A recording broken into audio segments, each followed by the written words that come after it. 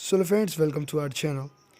In this video I am showing when you opening your Mortal Kombat mobile game, then the game will not opening and the server maintenance message will be shown on your game homepage, and Mortal Kombat is currently down for maintenance. Please try again later.